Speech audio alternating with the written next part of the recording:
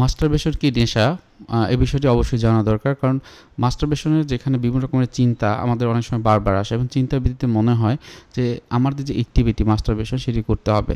তাহলে এই বিষয়টি নিয়ে কথা বলছি আমি, কাউন্সেলিং সাইকোলজিস্ট আহিজুমা রাজু।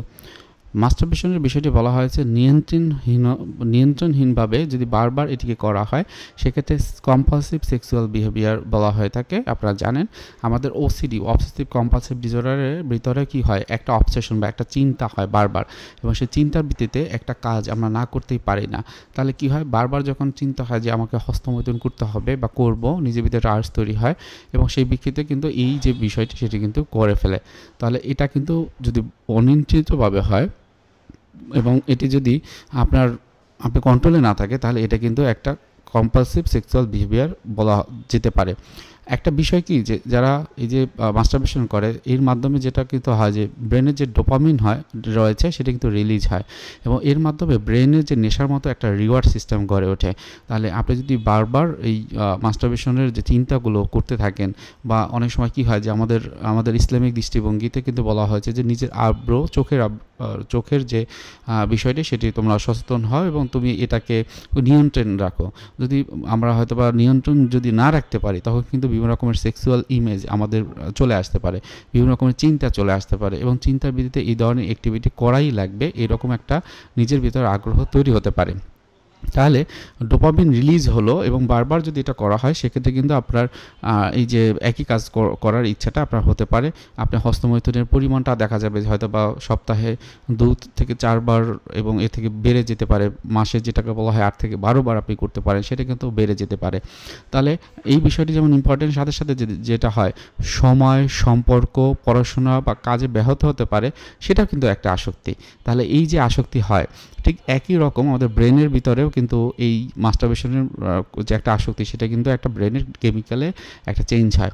মনে করেন অনেক সময় হয় না যে বিভিন্ন রকমের অ্যাডিকশনে পড়ে যায় অনেকে, গাঁজা, মদ, হিরোইন বা অন্যান্য অ্যালকোহলের মাধ্যমে যেমন তাদের ভিতরে একটা ব্রেনের পরিবর্তন হয়, ঠিক এই পরিবর্তনটা কিন্তু এমন হতে পারে যে ডোপামিন যেটা রিলিজ হয় আমাদের ব্রেনের মাধ্যমে সেটি কিন্তু আপনার পর্নোগ্রাফি দেখার মাধ্যমে যেমন হয়, মাস্টারবেশনের মাধ্যমে কিন্তু এটা হতে পারে।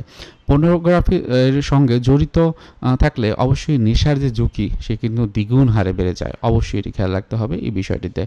তাহলে এই বিষয় থেকে যদি সমাধান চান, সমাধানটা কি? সমাধানের ক্ষেত্রে আমরা বলি সিবিটি, কগনিটিভ বিহেভিয়ার থেরাপি, খুবই ভালো কাজ করে।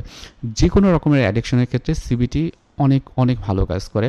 এছাড়া অন্য বিভিন্ন রকমের থেরাপি আছে, সেই থেরাপিগুলো কাজ করে, যেমন মাইন্ডফুলনেস বেসড যে থেরাপি রয়েছে, মেডিটেশন রয়েছে, শ্বাস প্রশ্বাসের ব্যায়াম রয়েছে, বর্তমানে থাকার প্র্যাকটিস। আপনারা ইতিমধ্যে জানেন যারা হচ্ছে যে আমাদের চ্যানেলে নিয়মিত ভিডিওগুলো দেখেন।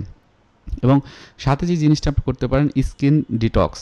হয় কি অনেক সময় বেশি আমরা স্ক্রিন দেখি, হয়তো বা টিভি অথবা মোবাইল নিয়ে বেশি ঘাটাঘাটি করি, এর মাধ্যমে কি হয় আমাদের ব্রেনের যে নিউরোকেমিক্যালগুলো সেগুলো কিন্তু সবসময় অস্থির থাকে।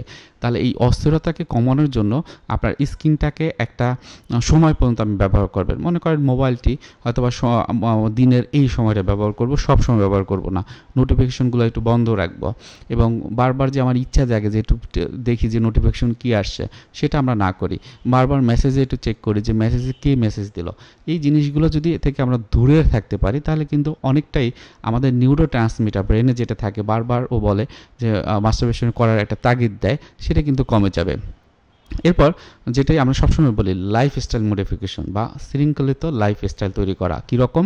মনে করেন আপনার খাওয়া প্রতিদিন কি ঠিকমতো ঠিক সময়ে খাচ্ছেন কিনা, খাওয়ার ভিতরে যে নিউট্রিশনগুলো থাকা দরকার, পুষ্টিকর খাবার দরকার, সেটা কি আছে কিনা, আপনি 3 বেলা খাবার হয়তোবা ঠিক সময়ে খান কিনা, রাতের ঘুমটা ঠিক সময়ে দেন কিনা, আগে রাতে ঘুমিয়ে যাবেন এবং সকাল সকাল উঠবেন। বেশিরভাগ ক্ষেত্রে আমাদের কাছে যারা আসে আমরা দেখি তারা রাতের বেলা দেরি করে ঘুমায়, অনেক সময় 12টা 1টা ঘুমায় বা এরপরেও অনেকে ঘুমায়। তাহলে এটা না করে যত দ্রুত সম্ভব ঘুমাতে যাওয়ার যে চিন্তাটা সেটা করতে পারেন, কারণ রাত যখন গভীর হয় আপনার কিন্তু এই যে মাস্টারবেশন করার একটা চিন্তা কিন্তু বেড়ে যেতে পারে। এছাড়াও শ্বাস প্রশ্বাসের ব্যায়াম আমি এর আগে বলেছি, মেডিটেশন এগুলো বলেছি, নিজের ফিজিক্যাল যে এক্সারসাইজগুলো রয়েছে হয়তো বা দৌড়ানো, হাঁটাহাঁটি করা, সাঁতার কাটা, একটু হাসা, একই রকম যে লাইফস্টাইলে না থেকে একটু ভিন্নতা লাইফের ভিতরে তৈরি করা, এই বিষয়গুলো কিন্তু আপনারা করতে পারেন নিয়মিত। তাহলে দেখবেন যে মাস্টারবেশন যদি নেশার মতো আপনার ভিতরে কাজ করে আপনি নিজে এটাকে মোটামুটি মোকাবেলা করতে পারবেন। যদি না পারেন তাহলে আমাদের এই যে চ্যানেলের যে সেলফ হেল্প টেকনিক হিসেবে সিবিটির যে টেকনিকগুলো আছে সেগুলো নিজের উপরে অ্যাপ্লাই করতে পারেন, মেডিটেশনগুলো করতে পারেন আমাদের চ্যানেল থেকে। তারপরও প্রফেশনাল যে সাহায্য রয়েছে, যারা প্রফেশনাল কাউন্সেলিং সাইকোলজিস্ট, তাদের কাছ থেকে কিন্তু কাউন্সেলিংটা নিতে পারেন। তাহলে আজকে ভিডিওটি এখানে রেখে দিচ্ছি। কারো কোনো প্রশ্ন থাকলে অবশ্যই কমেন্টে জানাবেন। ধন্যবাদ। আসসালামু আলাইকুম।